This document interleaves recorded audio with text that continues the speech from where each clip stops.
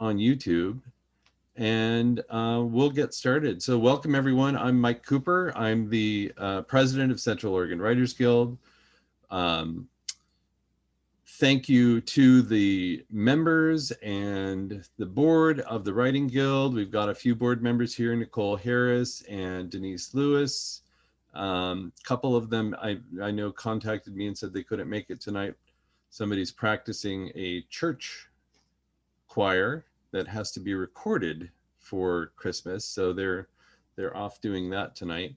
But again, thank you all members of the Writers Guild, board members of the Writers Guild, for sticking with us this year. It's been a strange year with COVID, and we've been doing our virtual presentations and virtual workshops, which have been successful. We've had some really good speakers and good workshops this year, and we're rolling into 2021. We've got more great speakers and more great workshops. We've got 2 workshops scheduled already. We have a publishing workshop in May that Kim Cooper Findling is going to lead for us. We have a and I'm going to have to just look at this really quick. We have a woman named Lauren Orenberger, who is going to, gosh, I should have had this pulled up, who's going to do a workshop for us in February. And she's going to do a fiction workshop, novel fiction work, but I'll get you more information about that as soon as we get the details, and that'll be posted on the website.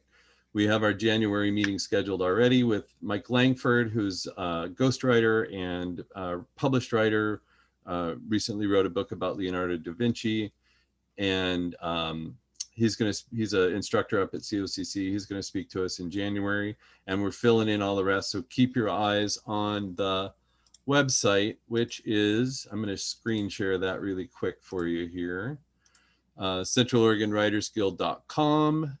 This is the landing page. Here's today, our reading.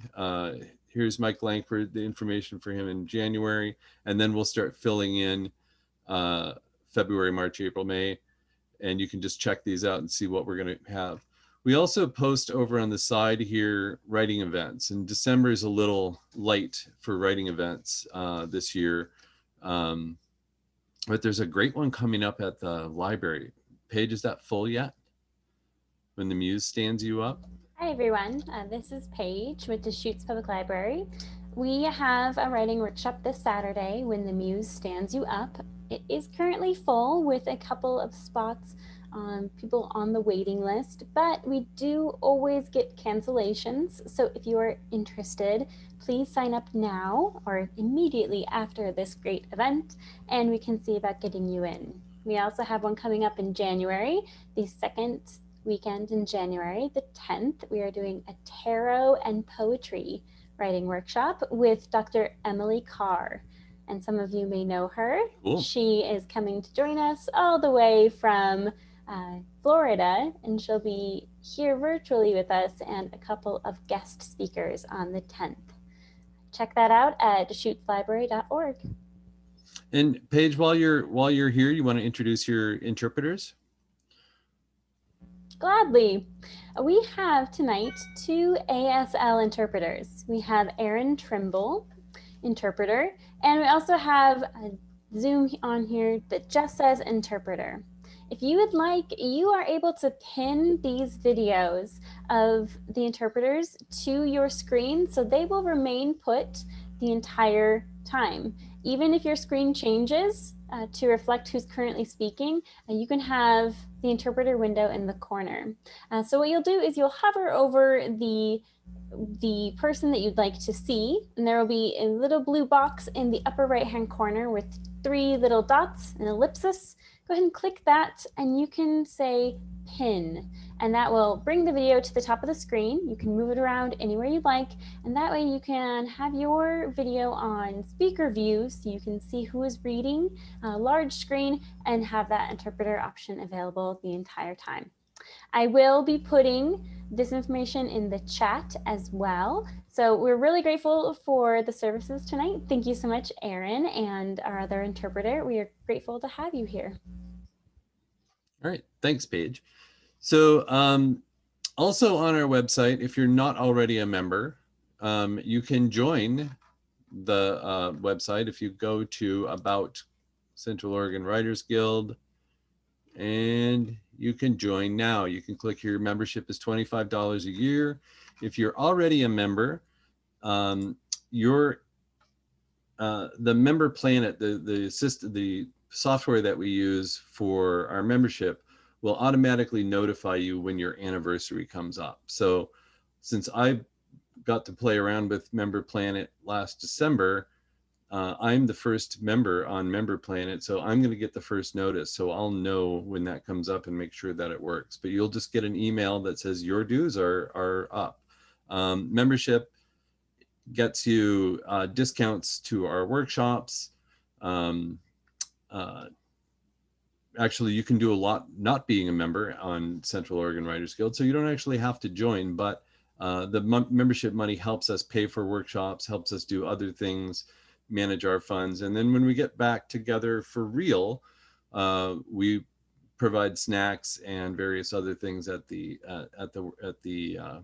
meeting. So being a member is a good thing if you're not already one. I don't really have much other information other than to say happy holidays and thanks for being here. But we have a little musical interlude to begin with. So Violet, are you ready? Yes, I am. Just have to get the computer settled. Okay. So this is Violet Chadwell, who is Denise's granddaughter and sister of Julia Chadwell, the Bend Julia Chadwell, as opposed to the San Diego Julia Chadwell. And she's going to play us a little something. Then we'll just go right to Mary Krakow, who's going to introduce our readers tonight. And as I said at the end, we'll chat a little bit, and Violet's going to play us another piece at the end. So unless anybody has any questions, let's just get going. So Violet, take it away. Okay, thank you.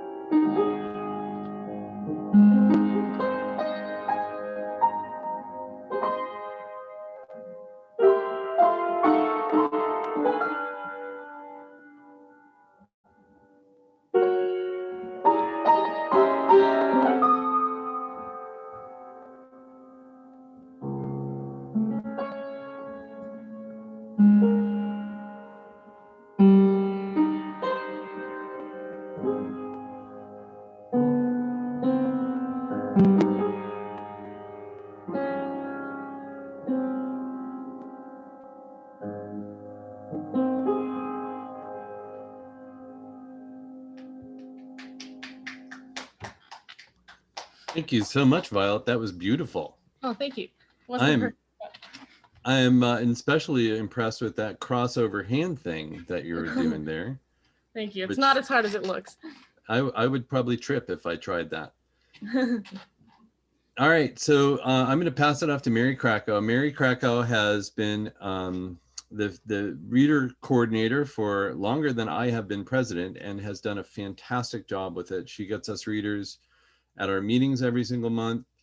She rounded up all you folks for this event this month, and she's helped with when we do public reading and everything, and does a great job. And I'm also looking forward to hearing Mary read tonight too. So Mary, without further ado, it's all yours.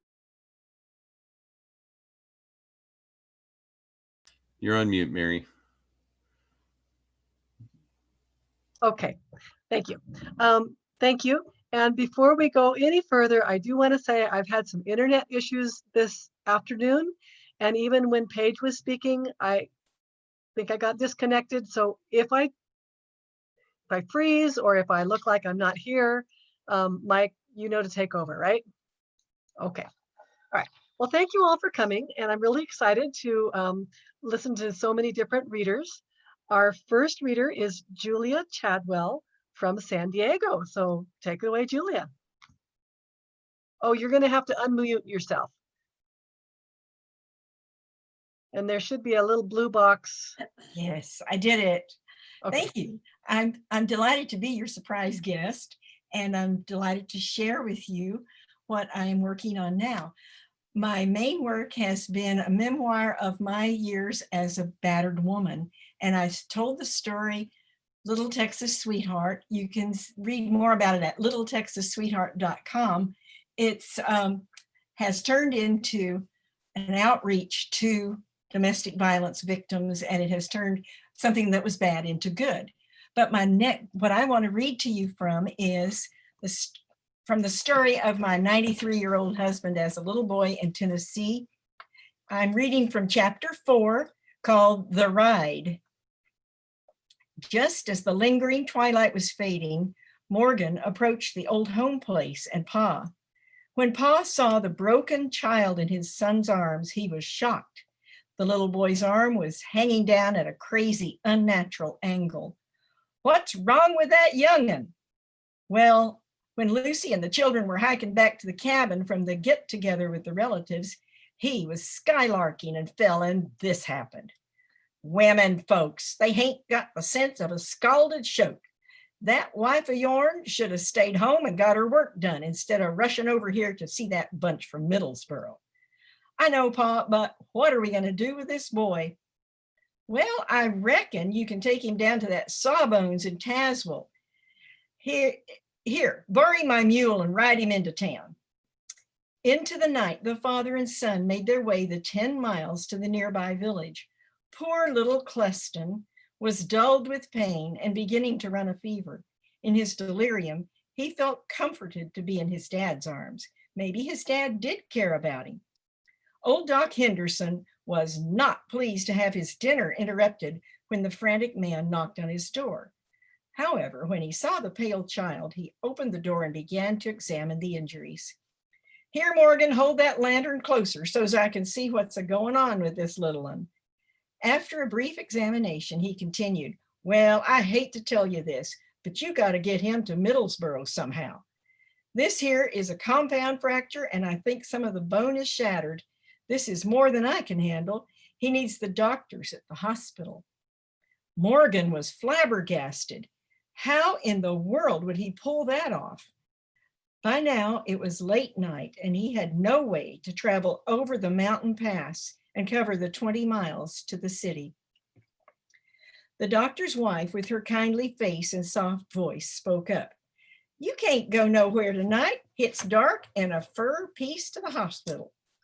Look, the child's asleep. Just leave him here and we'll figure out what to do with him in the morning." Morgan decided to go drown his sorrows in the honky tonk on Main Street. There he found music, friendly talk, booze, and good advice. The bartender said, "Well, Morgan, I reckon you're in luck. Old man Munsey's boy is here visiting from Knoxville. Munsey's old lady's ailing, and the boy come home to see his ma. I bet he'd let you borrow his motorcycle. It's an old engine. Hoo-wee, that there's a road machine. He's over in that corner. Let's go ask him." Munsey's boy was in his mid-40s, red of face, big as a hog, and well tanked up on white lightning. He was in a jovial mood. "Sure, sure, you can borrow the engine, but not tonight. That there Cumberland Gap is bad enough in the daylight. Wait till morning, and you can give her a spin whilst I'm resting up from this here white lightning." At daybreak, Morgan was excited. He was actually going to get to drive a motorcycle. He reckoned he knew how. He sure hoped he did. He hurried to the doctor's house, where he was greeted by the doctor's wife. "Ah, well, here you are. This poor child has had a miserable night. He groaned so much I could scarce sleep. Here, I packed some biscuit and sausage sandwiches for you and the young'un. Go get that poor baby took care of and be careful." Morgan eyed the contraption with concern. He didn't dare wake Munsey's boy up to show him how to run the thing. He might change his mind. As it was, he was sound asleep next door, and that was good. Morgan would have to be careful not to make too much noise. Old Munsey himself came shuffling out to help. He scratched his head and said, "Well, I don't rightly know, but I think this here's the starter and that's the clutch. Give her a try and let's see what happens." The cranky old machine burst to life with a roar. Both men jumped, but Morgan held on. "While she's still a-running, hand me the boy and we'll be off," yelled Morgan. The next thing anyone knew, Morgan was on the ground with the screaming child on top of him, and the Indian was roaring with both wheels up. The doctor's wife was crying. In addition to that hullabaloo, a tremendous racket was heard in the Munsey cabin next door. Junior Munsey came shooting out of the cabin door, eyes blazing. As he cinched up the rope holding up his trousers, he was bellowing, "Hey, Morgan, why are you wrecking my engine? Who said you could touch it? I've a mind to bust you up good." As the doctor's kind wife picked up the traumatized child, old man Munsey and the doctor tried to reason with Junior. It was no use. "Now, Morgan, I won this here engine fair and square in a poker game in Knoxville. I had to get out of town fast because the guy I won it off of was none too happy. Now, here I am safe and sound, and then you try to steal my engine from me. Come here, I'm going to bust you one." A struggle ensued. It was not looking good for Morgan, as Junior Munsey was cranky and hurting from his bout with the white lightning. That made him more irritable than ever. At that moment, the lady stepped in. "Junior Munsey, you get a hold of yourself. It's time for you to do your Christian duty and help this poor little child. He's hurt bad and he needs to get over the mountain to the hospital. Now, I was your Sunday school teacher and I know you want to do your Christian duty. Also, if you don't, I'm going to tell your dear mother how selfish you're being." Well, that did it. Junior started blubbering. His head hurt. They didn't seem to realize how much that engine meant to him. "Well, now, I would if I could, but that there engine's out of gas. We can't go that far." Without another word, the lady turned and went into her house. When she returned, she handed Junior Munsey the entire contents of her cookie jar stash. Junior counted the pennies, 12 of them. "Well, I reckon that'll get us enough gas to go to the hospital. Come on, Morgan, let's get on over to Luther's gas station and tank up and head out. I feel like a real holy Joe now." And it goes on, and the kid gets to the hospital in a hair-raising way. But I'm having fun with this one. My first one was not so much fun, but my second one is about my mother and her struggles as a woman in the 20th century, mid-20th century, through the Depression, World War II, Cold War, and all that. But this one's fun, and I'm hoping that when it comes out, maybe you'll read it. Well, thank you so much, Julia. Thank you. And also I wrote down that littletexassweetheart.com. I'm going to look into that. So Yes, thank ma'am. you. Mary, That's wonderful. Thank you. I just want to remind people that they have a little on their Zoom screen. If they hover over with their cursor, they'll see a little button on the bottom that says reactions, which You can put up little clappy hands or thumbs up or hearts or celebration things or laughing so hard I'm crying kind of stuff. And feel free to use the chat to speak to the authors and let them know what you thought about as we go along through here. Now I'll show. Okay, thanks. Our next reader for this evening is Linda Sather. And Linda, I'll just let you take it away. Thank you. Before I read my excerpt, I want to thank Mike and Irene Cooper for their technical and moral support while I've been writing this novel, and also my fellow members of the Easy Writers Critique Group, which is a Redmond offshoot of the Central Oregon Writers Guild. They formed several years before I came down and got invited to join them, and they've reviewed a lot of the novel that I'm working on, and I appreciate so much their feedback. If you're interested in joining our bi-monthly meetings, let one of us know. The members are Mary Krakow, Annette Fairchild, Amanda Curley, and Sally Cook, and myself. And if you'd like more information about the novel I've finished, which is currently languishing in query hell, please visit my author website, which is lindasatherwrites.com. For cool pictures, music, and information about my protagonist, Maddie. I'll put that in the chat because you got to spell my name right to get to the website. So here's the opening of my novel, What You Wish For. The motley group of people waiting in the stairwell with me looked nothing like the people in California. Those people were slim and tanned, dressed in suits or nice slacks, with hair that looked bleached by the sun, unless they tried to do it themselves with peroxide.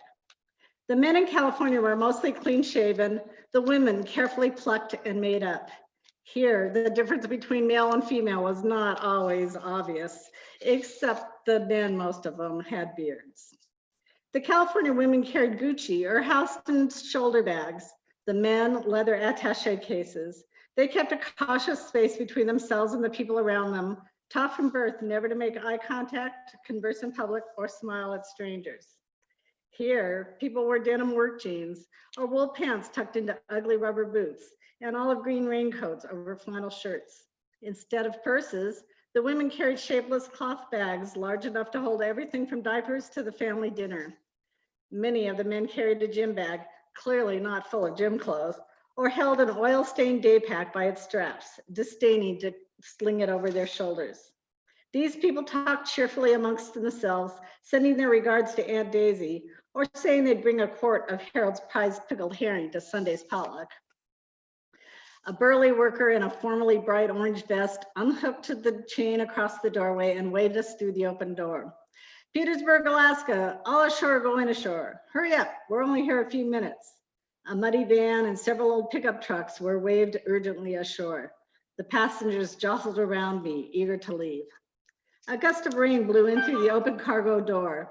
I looked down at my clean tennis shoes, zipped up my turquoise raincoat, and wished I had an umbrella. Except no one around me had an umbrella. They all wore baseball caps or stocking hats and ignored the rain. So then I too wished I had a hat. I looked around again for Rachel, disappointed she had left me on my own at this pivotal moment. We'd been on again, off again roommates and friends the previous 4 years in California, and it had been her idea to come here in the first place. I thought we would take our first steps on Alaska soil together, but she was nowhere to be seen. Undoubtedly, she was saying goodbye to the guy she'd been hanging out with since the ferry left Seattle 3 days ago. Although not pretty in a classical sense, with long black hair waving around her head like unruly tentacles, a sharp nose, and eyes a little too small for her face, Rachel had no trouble hooking up with guys she liked. I expected her to show up at the last minute with a hickey on her neck, like the notch on a gun belt. I took a deep breath and decided an independent woman of the world would not wait for her traveling companion. Instead, I filed carefully off the ferry and down the slick ramp, picking my way around the mud puddles to huddle beneath the meager overhang of the ferry office. The ferry's deep whistle blew 2 long departure notes, just as Rachel hurried down the ramp. Relieved, I watched her splash carelessly through the puddles to my side. No hickey, or none that I could see. I leaned my backpack against the building, hoping the things inside would stay dry. white cotton underwear from Sears, a pair of Wrangler jeans, some socks and shirts. A plastic bag held soap, shampoo, and mascara, the extent of my cosmetics. Another held 6 months supply of the pill and a small bottle of Bayer, the extent of my drugs. Wordlessly, Rachel took a cigarette out of her pocket and lit up before looking around.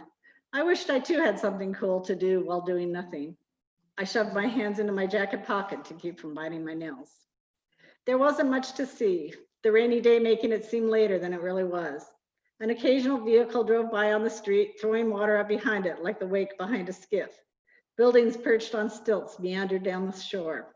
The retreating tide left lichen-covered boulders on the shore and strings of stranded kelp begging to be popped.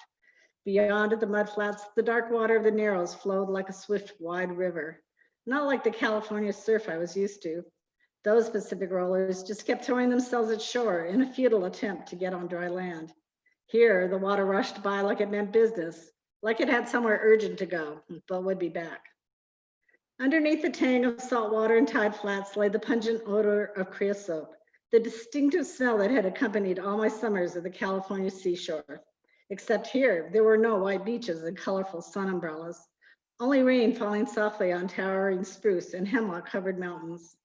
No sailboats and yachts in the marina, but commercial fishing boats of every size and type crowded 2 and 3 deep in the harbor. No competing transistor radios blaring top 40 songs, but only silence. Even the gulls here went about their business quietly, not like the obnoxious seagulls back home squabbling over dropped Cheetos and sandy hot dog bits. A light inside the office blinked off as a man in boots and yellow rain gear hurried from the rear and disappeared. I tried the front door, but it was locked. Turning back, I saw the ferry already on its way north, taking with it what I now realized was a cocoon of warmth and familiarity. I suddenly wished I were back on it, going somewhere, but not yet arrived. I had grown up in Los Angeles, hung out in San Francisco, lived in Paris.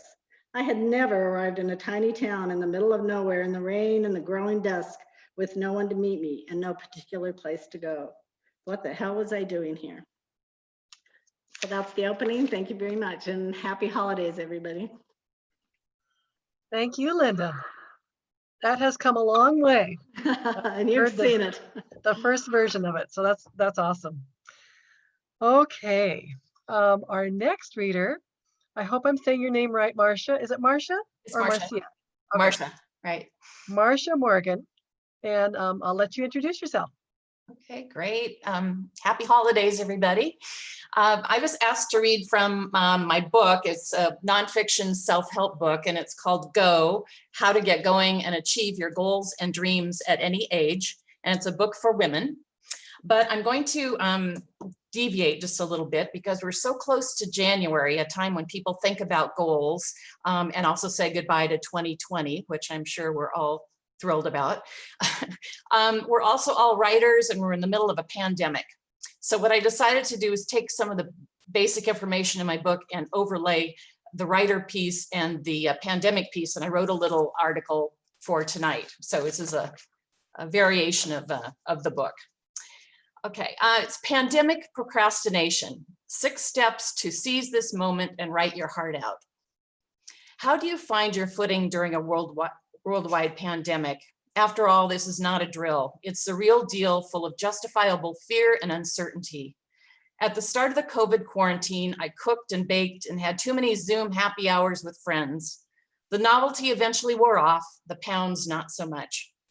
I worked manically the first 2 months, embracing the gift of time, tackling neglected house projects, finishing half-done crafts. Someone finally got their 2008 Christmas gift, and getting great satisfaction from sewing masks for the hospital. My mind was a cocktail of emotions: guilt as others suffered, anxiety about what was to come, humbled that I was fortunate, fear that I might never emerge from my introvert cocoon, all the while hearing that little voice in my head say, "This is the perfect time to write, sit down." Okay, little voice in my head, I hear you. It is a good time to write. But why is it so hard not only to get going and write, but to keep going? Right now, it is particularly difficult to focus and stay on track. Being overwhelmed by COVID, the news, and politics can impact your enthusiasm and drive. In the best of times, we all procrastinate, but there's nothing normal about the time we are in. Now is the moment to look at what is going on internally and externally for each of us, and then reframe it in positive ways so it can propel us forward. When we all pop out of this thing, we want to know this precious time was put to good use. That may be the only thing we can control right now. So let's explore how we can get started on our pandemic procrastination writing challenge. We've all been there. We start out with good intentions, great energy, and maybe even a plan. Yet the writing project never gets off the ground. The goal is never reached. We feel deflated. Here are 6 steps to help you seize the unique opportunity of time and stick to your writing goals. Step 1, drill down and get to the why. Be mindful of what is going on with you if you feel like you're stuck. Drill deeply by asking yourself the why questions. Why do I feel stuck? Then answer the question. Next, ask yourself why to that answer. Then ask yourself why to that answer, and so on. Keep going to the why so it gets to the heart of the issue so you know specifically what to address. Step 2, make a pandemic writing plan. Begin by mapping out the goal you want to achieve and the tangible and intangible resources you will need. Be clear and specific about the goal and whether it brings you joy. Are you writing a nonfiction account of Bulgarian war heroes when you would rather be writing a romance novel? If your goal doesn't bring you joy and it feels like work, you won't stick with it. If your writing plan, in your writing plan, list, prioritize, and sequence the action steps. Methodically chip away at them. Even if your step is small, going to a park to write, attending an online writer's retreat, you will gain momentum. Block that time in your calendar and consider it sacred. Step 3, find goal objects. Research suggests that people who are reminded of their goals every day and visualize the goals are much more likely to achieve the goals. One way to remind yourself of your goal is by having goal objects around. A goal object, or GO for short, is a special item selected by the person to represent or symbolize his or her goal. The object could be a magnifying glass because you're writing the great whodunit mystery, or a dog figurine because you're writing the next Marley and Me. Put it next to your bed or the computer or the sink. Look at it frequently. Let it remind you of your goal. Objects can be found around your house. Look at your shelves, look in boxes of ornaments you might have for Christmas, in nature, or find something online. Create your own Go display to get motivated.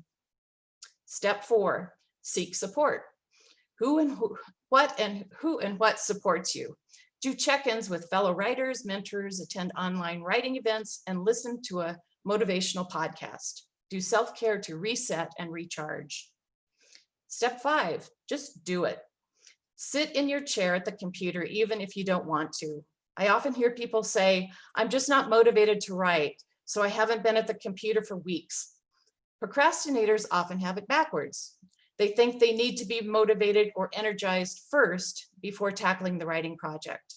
In fact, doing the action first, sitting at the computer, often generates the inspiration. Jumping in, even without mental energy, may be helpful to move you along. Step 6, move. Get moving physically in any way you can. Try stepping away from writing every 30 minutes. Although you may feel stuck in the abyss of pandemic procrastination, you are a writer, and that means you are a creative soul. Use your creativity and these 6 steps as your motivator so you can get to the other side of this pandemic having achieved your writing goals. Wow, what great advice. Thank you. Nice job. And I think Mike put your website in the chat. Is that right? I put a link to the book on Amazon. Okay, great. Thank you. Thanks. Well, you know that one was step 4, seek support. That's what we are all about, right? Okay, the next reader is me. So I have written, the piece I'm going to read is called Mystery Man, and it was inspired by a photograph that I saw. It was I don't know if it's Tokyo or Singapore, or one of those business centers where people are just, there's a lot of people. Okay, and there was a photograph of all these people crossing this crosswalk. Okay, there we go. Mystery Man. Below my downtown hotel window, an ocean of umbrellas ebbs and flows. Like German clockwork, masses of humanity cross to the traffic lights. Fascinated, I watch. My eye is drawn to a lone man dressed in black, unencumbered by the requisite umbrella in the winter snow. He eschews the crosswalk and ambles down a nearly deserted street. Who is this man? Why is he leaving the city center? I asked the nail tech in the hotel salon where the street in front of the hotel leads. In broken English, she tells me one direction goes to the park, the other to the business district. My husband has business meetings all day, so I am free to roam. The concierge sets me up with a park tour. We meet in the lobby at 10:30.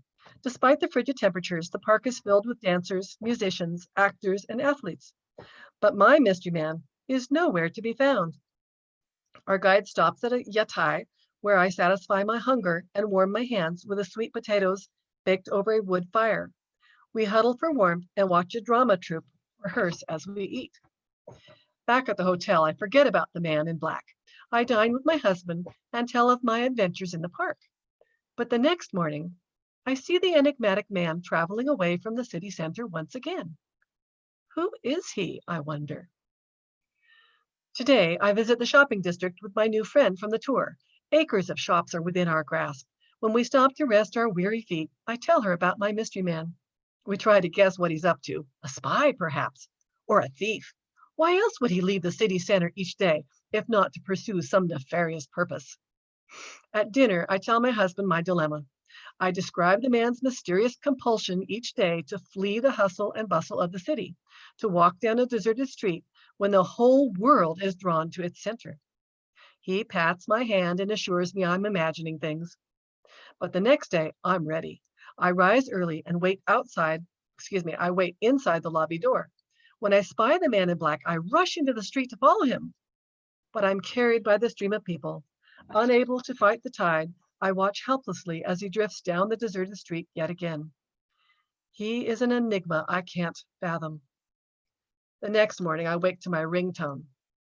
Honey, I left a file on the dresser. Can you bring it to me? I dress and rush to the building across the street. The vaguely familiar doorman directs me to the meeting room, where I deliver the file. On my way out, a different doorman stands at the door. You weren't here a minute ago. He cocks his head to a retreating figure meandering up a deserted street. Shift change, he says. That's it.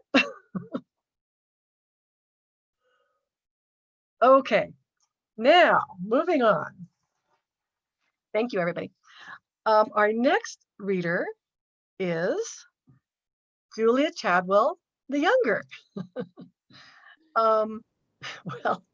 So Julia, I'm going to let you introduce yourself. Hi, everyone. I'm really happy to be here tonight with you guys. I've never done a reading like this, but I'm super excited to have the opportunity to do so tonight. I love to write, not only poetry, but also short stories, essays, you name it. I'm currently attending OSU Cascades, working towards my bachelor's in liberal arts. I've been taking as many literature and writing classes as I possibly can. I do have a poetry blog. It's juliachadwell.blogspot.com. I can put that in the chat when I'm finished for you guys. Yeah, so without further ado, I'm going to share 3 poems that I've written this last year. I hope you guys enjoy them, and thank you so much. I'm going to start off with a lighthearted one that will hopefully make you smile. This one's called Tomorrow. Tomorrow is my favorite day. The impish sun will chase me downstairs for breakfast, specifically pancakes, which I will cook until perfectly golden. I'll eat them all myself because Dad's on a diet, Mom says so. My sister prefers waffles, and carbs make my mom's stomach hurt. Dad will emerge from his office as I'm finishing my towering stack. Good morning. A peck on the head like when I was little. Good morning. A soft chuckle, a smile, remembering. Mom will give me a good morning hug before describing last night's series of strange, unpredictable dreams, each one wilder than the last, while I scrub last night's pots and pans and hum Jack Johnson. I'll return to my room to sip hot chai from my orange woven chair, with this notebook open in my lap, and maybe, just maybe, I'll finally finish this poem. Thank you, guys. This next one kind of tumbled out of me one day after I had my nose stuck in a book of sonnets by Edna St. Vincent Millay. I'm not sure if you guys have heard of her, but I'm sure I'm not the only one whose mind gets stuck in rhyme after reading too much rhyming poetry. Sometimes it gets really annoying, but every once in a while you get a poem out of it. So this one is called History. In still bright colors, earth chastises us to remember. The last sweet autumn, the summer's lilted reeds, the softened call of winter's night, the arrows of spring trees, the footsteps of the enemy, the dusty, hateful heat, the distant cry of someone's child that echoes our defeat. But it only takes a moment, not upon us nor behind, to forget what came before us, colors muddy, undefined. The frailty of memory, a deep and dark abyss, hides lessons in its pockets that we always seem to miss. The muddied brown, the dimpled gray, the faint songs of the past, stacked on every untouched shelf and always dusted last. Thank you. Very nice. Thank you, Julia. Thank you. I have one more. Great. This last one is just a bit more melancholy. It's about wanting to miss someone with your whole heart, but having moments when their face is sort of a blur in your mind and it feels like maybe you only knew them in a dream. This one's called I Only Find You in the Stillness.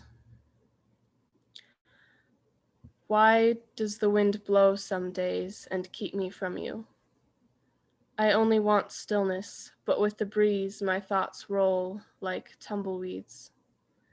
And you with them, and your eyes and your voice, like sun which in October is only felt when the cold air stops dead. I remember then how our sides bend together like poetry, how when I look at you, for a moment I am lost. Missing you comes in moments, the same way this morning's sky came, pocketed with gray. Thank you, guys. I appreciate it. Thank you. There's my little clappy hands. All right. Okay, you did really well for your first reading. All right. Our next reader, I think this might be her first reading too, I'm not sure, is, I hope I say your name right, Channa? Is that right? Anna. Okay, Channa Lindsay. And so I'm going to let you introduce yourself. Hi, I'm Shanna. I'm working on a upper middle grade science fantasy novel, so it's a bit fun, and here goes. Liquid light roiled within the lamp's intricate wood case, cold, strange, and caged, like the brown and yellow birds, like me. Not that I plan to stay that way for long. Shaking away more of the haze, I turned the lamp in my hands. I could open it and examine the luminous gelatinous stuff. Pros, I needed to learn more about where I was. Cons, it could be toxic and kill me, and as it was, I could barely focus. Even the door sounded oddly silent as it burst open because someone was there. I blinked away the fuzziness. My new visitor stood in the center of the frame, disappeared, and quickly reformed. I tried to dispel the specter-like image, but with each blink, he became more solid. He was tall, with wild espresso-colored hair that faded in and out of view, as did the rest of him. Ridiculous. I was never eating the medicinal goo again, no matter what information Rowan promised in exchange. You can't leave. The newcomer's voice was unsettled. So that's how this is going to start? With an argument? Fine by me. I had plenty of pent-up fury from being incarcerated, and he seemed a likely culprit. I took a shaky step off the bed. It was hard to appear opposing when reclining. Barely able to stand wasn't much better. My eyes rose to meet his, and he faltered. A short flute before quickly regaining his balance and taking a solid step forward. You were in there, which means, what? I cut him off. That I'm your prisoner? He continued forward. The lamp's glow shifted and faded. He went with it. I barely registered his disappearance before he appeared several paces closer. Way too close. That wasn't from the medicine. People weren't supposed to disappear and reappear at will. You aren't my prisoner. His eyes darted to the thick door, to the solid stone, and back. Then I can leave? With each blink, each step closer, he became more clear, more solid. He paused, mere steps away, I saying what he wasn't. No. If not for the rock slab, I'd take a step back, give myself room to breathe, but there was nowhere to go. Goosebumps tickled my arms, a sign my skin wanted to abandon the encounter as much as I did. You can't leave, not until we sort everything out. His voice was a silky baritone, confident, dangerous. I imagine he'd use a similar tone to calm a caged beast. It wasn't a bad analogy on his part. It took most of my energy to stand, but I stepped forward for good measure. Beyond the medicine's after effects, the specter didn't look much older than me, about the same age as Rowan. He certainly wasn't the stereotypical image of evil, not someone to be inherently fearful of, I hoped. So that what? My voice dropped to a whisper, eyes darting to the door, remembering Rowan's warning. His eyes rushed to the same location. If she knows what it is, if she's after it, if she's been in contact. He trailed off. Who? We need you, he added loud enough for anyone at the entrance to hear. Do I have a choice? No. No. I paused, unable to find words, unsure if the comment was for my benefit or whoever was at the door, uncertain if he was trying to scare me or help me, and if the next statement should be honest or veiled. I'm not going to wait until you figure out what to do with me. I held his stare and painted my features to match his stony expression. He watched me closely, the edge of his arm vanishing. I closed my eyes and willed a cooling breath to dispel the remaining effects of the goo, and when I opened them, he was solid again. Agreeing to Rowan's medicine was a mistake. How long did the effects last? Before I could ask, someone shuffled frantically behind the half-closed door. He looked back, annoyed. Let me leave. I took another step towards him. He shook his head and moved to the door. Just don't do anything rash. Seriously? He wouldn't help and just wanted me to sit here? Not a chance, I promised myself, a rebellious scowl tugging at my lips.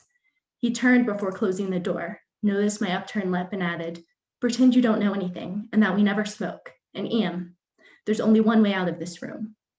The door clicked as he barred it shut, locking me in. Jerk. Pretend you don't know anything, I muttered, wondering what he thought I knew. Nothing important. Nothing that would get me out of this mess. Nothing that could help me escape, so unfortunately I had to adhere to that final command. As for not doing anything rash, I was determined to be as rash as I could very soon. Another night of rest and I'd be good to go. I needed to figure out what was going on, and my instinct screamed to run. So it's part of chapter 1, still a work in progress. Thanks. I think you've got a nice, good start there. I really enjoyed that. One of the things that's fun about these member readings is there's such a variety. You know, we've had everything from real life experience to fantasy to poetry to everything in between. Okay. Nicole Harris, will you introduce yourself, please? Hi, everybody. I'm Nicole Harris. I was doing some research on my book, and as many people know, that our holiday traditions are blended with ancient Celtic rituals. And the Celtic roots can be traced back to pre-Christian celebrations of winter solstice. I found the story of this myth while I was doing a little dabbling, and it just took me by surprise, and I was delighted to write a short story about it. And as most people know, I really love writing fantasy, and so it can be a little wild, and hopefully it's not too wild a ride. You can follow along. It's called Welcome to the North Pole. Today was my last day. All I had to do was survive another few hours and I would be free. I put in my notice a few days ago after my boss came on to me. His foul garlic breath drifted into my face as he pressed me trapped inside a hallway. I would have quit right then, but I needed my last paycheck to pay rent on my crappy little city apartment. Big Ed, as they called my boss, always pushed his way with the staff. I needed this job, but I couldn't stand the thought of being pawed at while I worked. Now comes the worst part of my day. retrieving the laundry for each room. I knocked on the laundry door, waiting for the reply I knew would come. The door swung wide, surprising me for a moment. The diminutive man swung his arms wide, as if welcoming a long-lost friend. "Welcome to the North Pole," he chimed. This is how he greeted everyone into the laundry room of the 2nd Street Hotel. Everyone knew him as the Laundry Goblin, although I found out his real name from an employee list. Hector had worked here longer than anyone could remember, but no one called him by his name. He waited expectantly, but I wasn't about to step into his crazy lair. "Can I get a keen change? I'm cleaning the master suite." He put a finger to his nose. "I'll put a good word in for you with the big man. He's making a list and checking it twice." None of his answers ever made sense, which I was accustomed to. All his communications with me were either Christmas movie quotes or references. He had a serious obsession with the holiday, which not only borderlined insanity, but jumped way over the fence. "King change," I sighed, holding out my basket for him.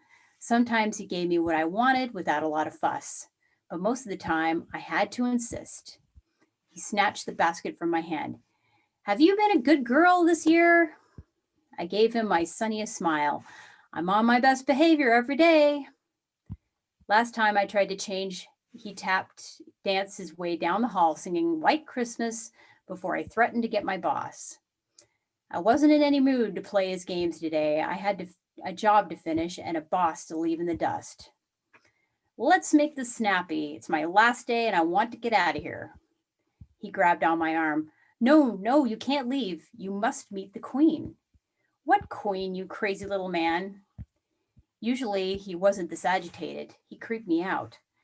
"Let go of me." I yanked with such force that when he did let go, I almost toppled backwards. My arm shot out of my tight polyester uniform. The Laundry Goblin used my momentary stumble to grab onto my shirt and pull me inside. I had never dared step through that door until this moment, and now I was in his clutches. I straightened, brushing off my pants with all the dignity I could muster. "Fine, if you won't get me my changes, I'll get them myself." My eyes scanned the shelves of neatly stacked white towels and linens. Nothing sinister or Christmassy inside the room. I was half expecting decapitated nutcrackers or at least some ornaments, but the mundane surroundings disoriented me. "Where's the bed changes?" The Laundry Goblin appeared subdued. Now that I had yelled at him, he pointed towards the dryer. "Inside the Cave of Wonders."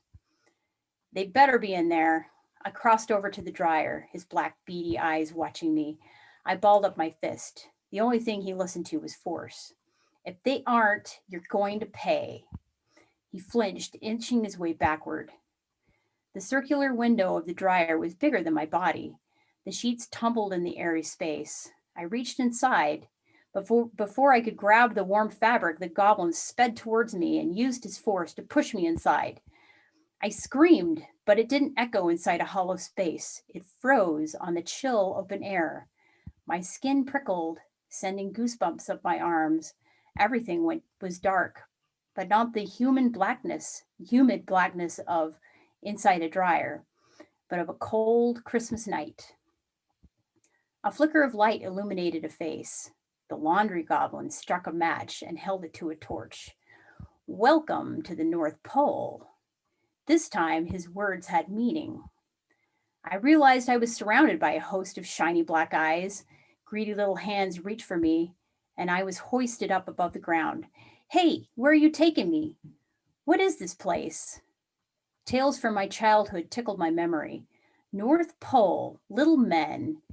And didn't the goblin say he'd put in a good word with the big man? Was I being abducted by elves?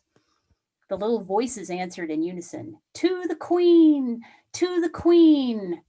From everything I knew about the North Pole, a queen didn't add up. Wasn't there supposed to be a workshop? Toys? Santa? I tried to remember what I had said in my last letter to Santa, the one where I revealed I knew he wasn't real and he was a fat lie. Maybe I was in trouble. The cold stiffened my muscles, making it impossible to struggle. Wherever they were taking me, I was going without a fight. In the distance, a roaring fire lit the heavens. We were heading right for it. The heat of the flames, even from this distance, flushed my skin. With a giant heave, they lifted me higher.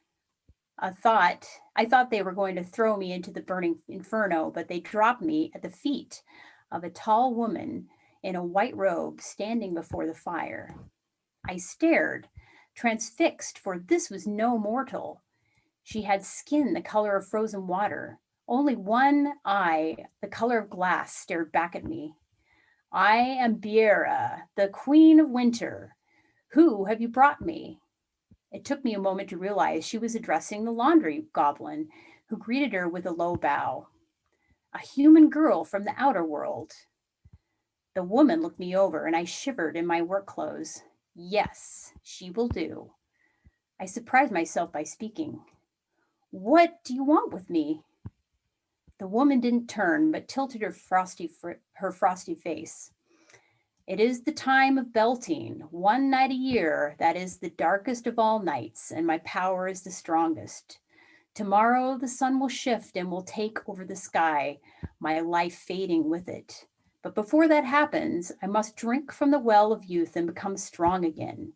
She lifted her voice. What is needed? The throng of voices answered in chorus. A sacrifice, a sacrifice. This was much worse than being taken to Santa. Stories of ancient druids under the stones, with maidens tied to stone altars while they struggled under a shadow of a knife, floated in my mind. It dawned on me why I had been brought here, and my mouth began to babble. You don't want me. I'm just the help. My boss owns 3 hotels. I'm sure he would be a much more valuable sacrifice, and I'm not even a virgin. You, the woman said, pointing a finger long as an icicle at me, stopping my tirade.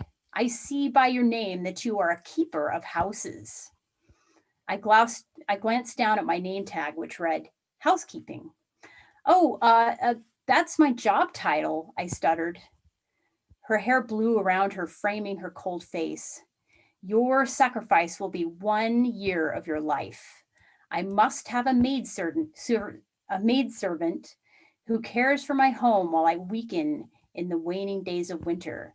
I need to regain my strength by drinking from the well of youth, and I would not have my home abandoned for the season. My mouth opened, not knowing how to answer. My sacrifice is to serve you? I repeated. It wouldn't be the worst gig I'd ever been offered. I would be the housekeeper of a god. How much worse could it be than working for the hotel? What would I do after my year is up? You will return to the mortal world, and I will compensate you well. She stretched out an icy palm which held a small leather satchel. I hesitated, taking it from her, but opened the bag and peeked inside. A golden gleam met my eyes, the reflection of many coins. Oh, I breathed. This will do. I accept your offer. She smiled with a mouth full of teeth, the color of rusty metal. This pleases me, mortal. She curled one clawed hand towards the laundry goblin, who had hidden behind me during our exchange. Servant, your task is now complete. You will now step into the fire. Wait, no, I protested. Why would you do that? The laundry goblin shuffled forward, his sad features sagged while he sang, I'm Mr. Heatmeister, I'm Mr. Sun, I'm Mr. Heat Blister, I'm Mr. 101. I pulled him back. No, you can't off yourself just because she told you to. A chill wind blasted me, the woman growing taller as her long robe blew around her. You would be wise not to interfere with me, human girl. The last maidservant who disobeyed me, I turned into the Loch Ness so she could run from me forever. She was terrible in her anger. I scrambled backwards, tripping on an ice bank. But the goblin kept walking forward towards the burning fire. Don't, I screamed. The laundry goblin turned to me, but the queen called him back. Do as I say, you are my servant now. Something burst inside me. Everything I'd been through and endured flowed with indignation. I'm done taking orders for this year. I didn't know how to fight a god, but I stood ready. Luckily, the goblin already had a plan. With his torch, he melted the snow around us, burning a circle into the ground. Suddenly, the ground dropped out from under me, and we popped out through the dryer, back again inside the room where we started. I panted on the floor, flopped down where I fell. I realized the laundry goblin was underneath me, and I rolled over. He coughed and turned to me. You see, George, you've really had a wonderful life. I couldn't decide if I was angry at him for dragging me to the North Pole or overjoyed he had saved us from Vieira, the queen of winter. I pulled myself off the floor and he flinched, waiting for a reprimand. A pang of guilt went through me. I've been a real jerk to you. I'm sorry. I guess we're more alike than I thought. We were working for horrible bosses this year, and now it looks like we're both out of a job. I felt the weight of a small leather pouch in my hands. Hey, do you need a roommate? Thank you.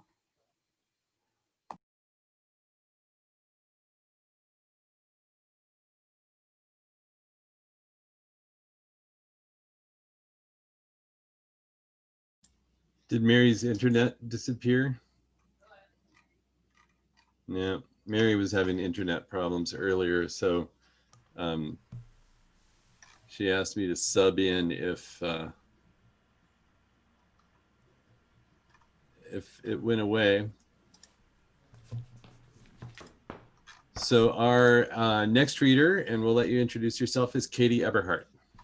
Hi, thank you, Mike. Can you hear me okay? Yep. Okay. I'm really glad for this opportunity to read, and even though I've been a member of COWG for ages, Ginger was the one who alerted me to the chance. So it's good timing for me. I have a book that was just published by University of Alaska Press, and it's, I don't know where to, okay, Cabin 135, a memoir of Alaska.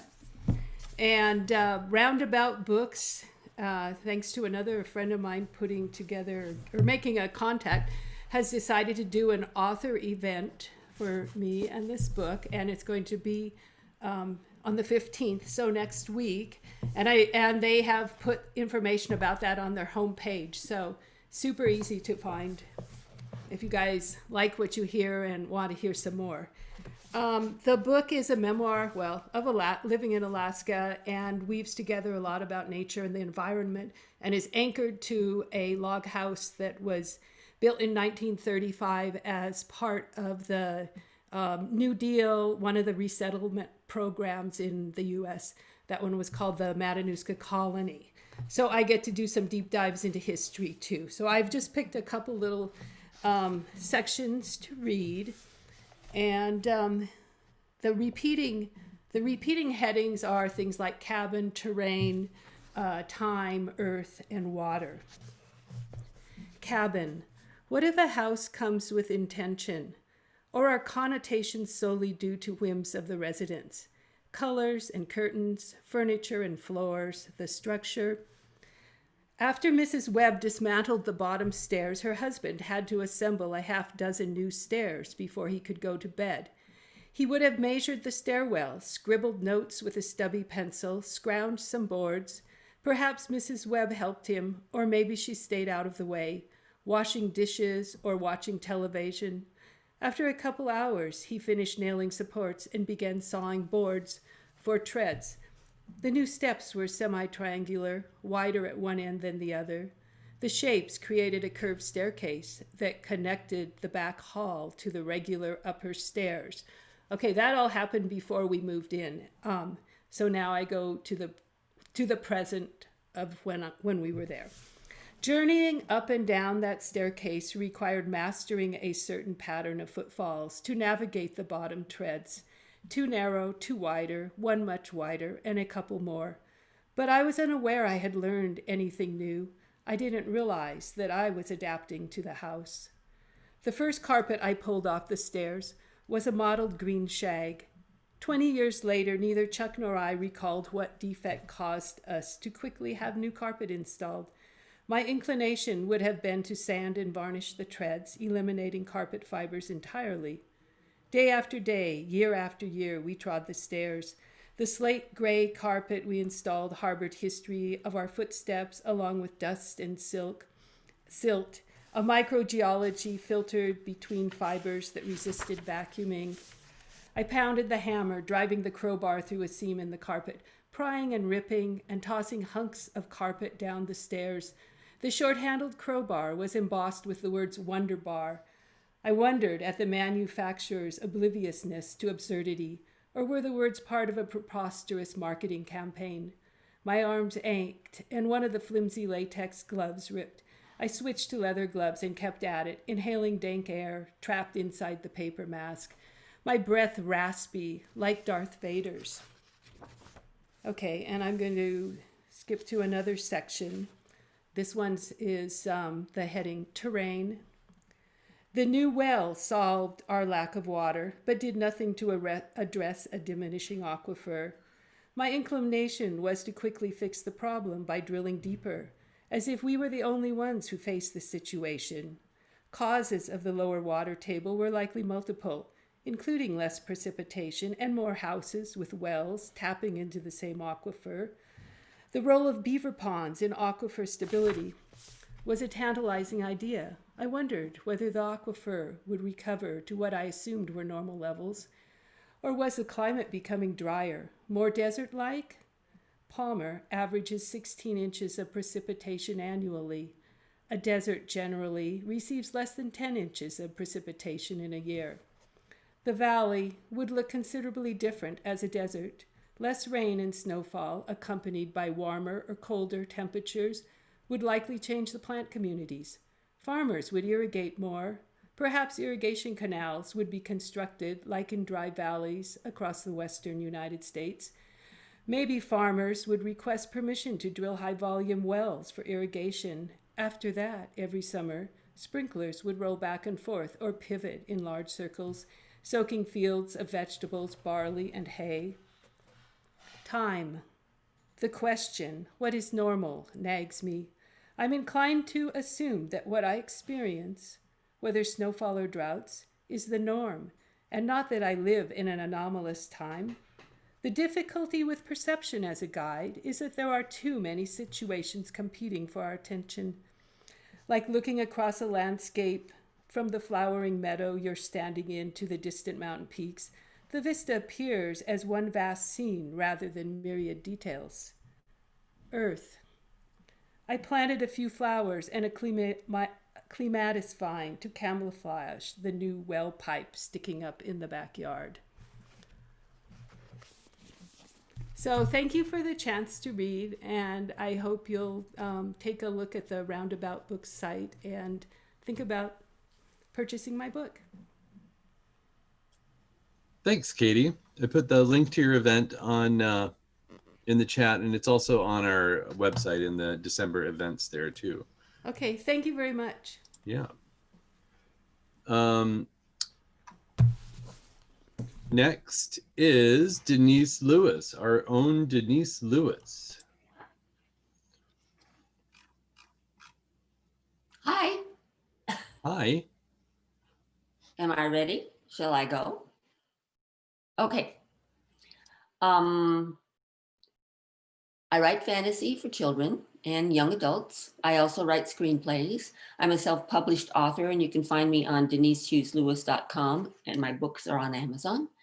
I love fantasy in all of its forms, and this page that I'm going to read is what I consider the beginning of a picture book series, and it's called Twig. The wolf wind howled from the distant mountains. The ancient one would not survive this night. Branches half broken from other storms hung like stick soldiers. Deep roots twisted in the soil, dry and weak. Leaves rustled with a sigh. The tree longed for eternal rest after 900 years. Wind struck in darkness, tearing through the ancient one. Rain ripped its trembling leaves. A limb tingled and caught the tree's attention. It had been so long since magic flowed through its veins. The tree knew the world needed magic. With strength of will, its light flowed through the remaining sap. The Ancient One bent, curved its trunk with a crack, and protected the amazing life that struggled to be. The tempest tore at the tree. It crashed to the ground. Enclosed in the shelter of twisted limbs and torn branches, hidden among the jade leaves, a small light shimmered. In the morning, the Ancient One lay peaceful, protected in raindrop diamonds. Scritches and scratches interrupted the quiet. Leaves rippled. A brown snout poked into sunlight. Two eyes like buds blinked green. The creature hopped into the light on four spindly legs, no bigger than a maple leaf. Wisps of smoke curled from his nostrils. Magic reawakened in the tiniest dragon of the world.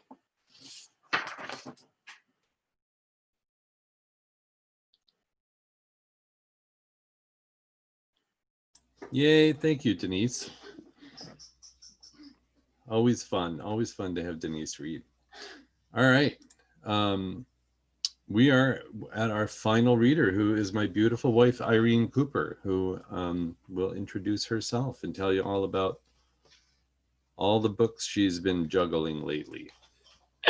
No, just the one. We'll talk about the one tonight. Thank you, my darling husband. And hi, Mary, wherever you are. Come on back. I'm going to read from this book, a novel by the name of Committal, and our own, excuse me, I have no voice today. Deschutes Library's Paige Farrow was kind enough to read it, and she told me what it was because I couldn't quite put a name on it. And she said it was speculative spy-fi, which was very sexy, and I loved it. And I tell that to people all the time. But the part I'm going to read tonight is much less technical than that would indicate, and a little more domestic. I'm just gonna go there.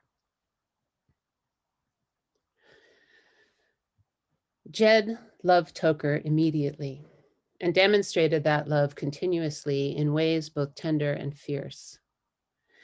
Esther remembered Jed teaching a 3-year-old Toker how to talk to the chickens so that he could take their eggs without them pecking his chubby hands. It was Jed who taught Toker to read, though as much as he thrilled to A Wrinkle in Time and The Golden Compass as a small boy and enjoyed his comic books later on, Toker never felt the fire for the written word that Jed stoked his whole life. Esther never doubted that Jed cared for Toker. She doubted deeply, however, at the onset of their life together that he or anyone would understand the depth of her commitment to the child.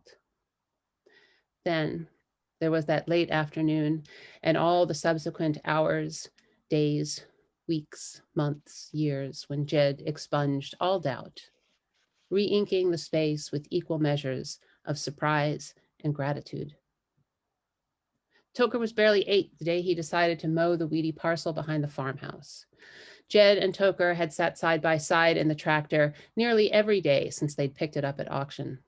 Jed liked to tell the boy it would not be long before he could drive the machine himself. Jed raced from the barn into the field seconds after he heard the engine combust and growl. He reached the machine as it hit the lip of the dry creek bed, grabbed Toker by the hips, and threw the boy toward the house. Toker had not yet landed in the grass when Jed lost his footing in the crumbling dirt and fell into the depression, followed by the old tractor.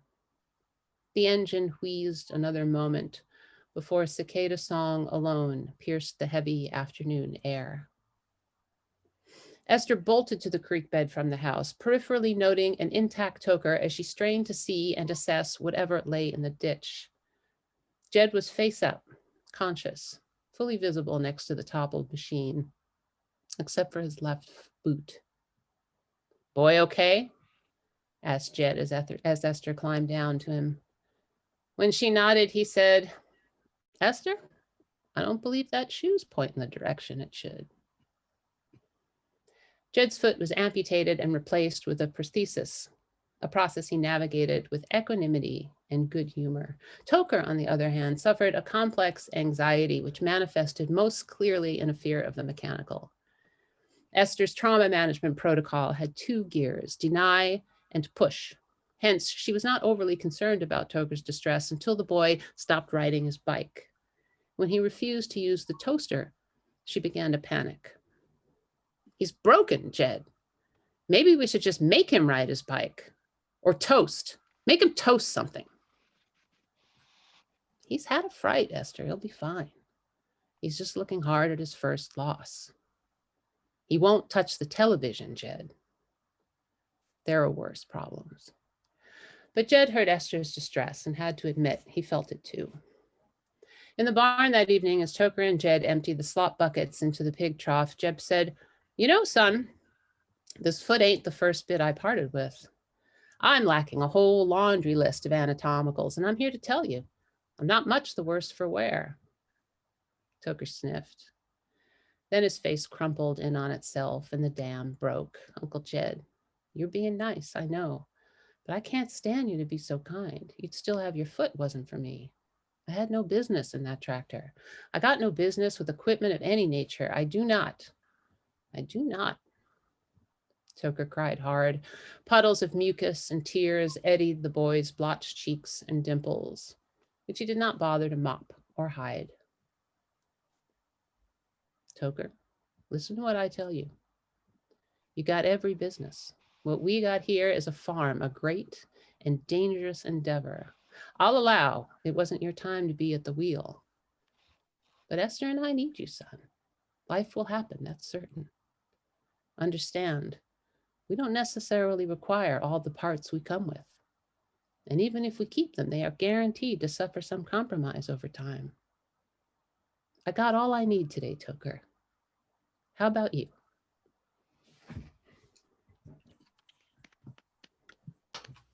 Yay. Thank you, Irene. So this is the part of the holiday party where we just chat. This could be an interesting thing. We could see if you just want to open up your microphones and just say hi to people. Let's see if the interpreters can keep up with that.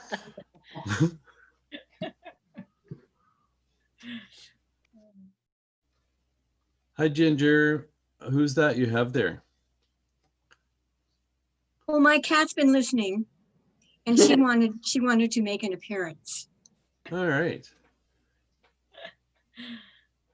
Is she a tough critic? Well, she's kind of fascinated by the sounds that come from the computer, more so than other sounds for some reason. There's something about that. And she'll perk up her ears when, you know, somebody, I'm on a program or something or other on the computer, more so than the television. What's her name? Her name is Kiki, like Kiki Cutter. Kiki.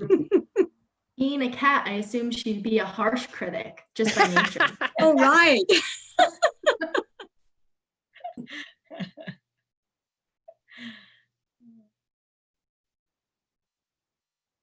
Well, she's she accompanies me in here. This is my writing room, so to speak. It's sort of an all-purpose room. And she follows me in here.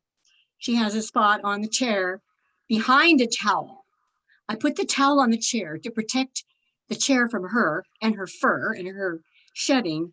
Oh no, she wants to be behind the towel where she has her own little secure spot, you know, little hidey hole. So she came out when she heard all the people talking. My dog will follow me to my writing area if I have food, but that's pretty much it. Normally the dog accompanies our artistic impulses and endeavors by snoring very loudly. That's a tough critic. Yeah. Yeah, she is. She's a tough critic. Well, she's a corgi. They don't like anything. She's a free white noise machine. Well, not free. No pet is free. Really. Not free. Right. No. Well, I want to say say how impressed I am with the interpreters. Without knowing what we're saying, you're interpreting, and many of us are talking fairly quickly. So congrats, I'm impressed. Are we going to get interpreters every time? Because that would be cool. So Great. yeah, I mean, Paige is this is through Deschutes Public Library, and Paige and I have been talking about trying to figure out how to co-op on our meetings. So that very well may be a possibility, right? Yeah, no, I don't know. Yeah, so Erin is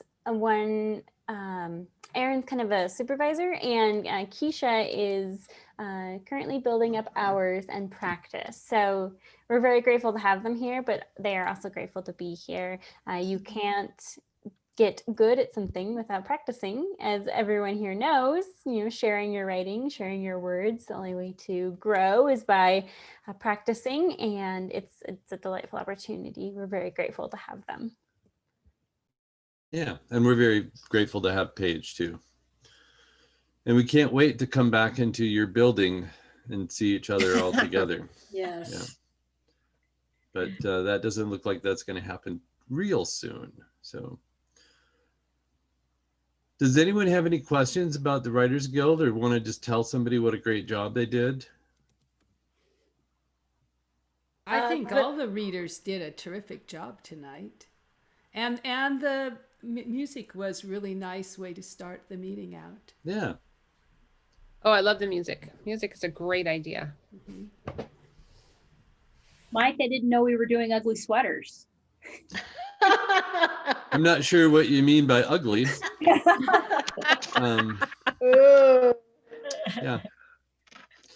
I actually, I bought this sweater last year. Oh, wow. To wear to the Central Oregon Writers Guild Christmas party. And this is the second time I've worn it. Next time we hope you wash it. Yeah.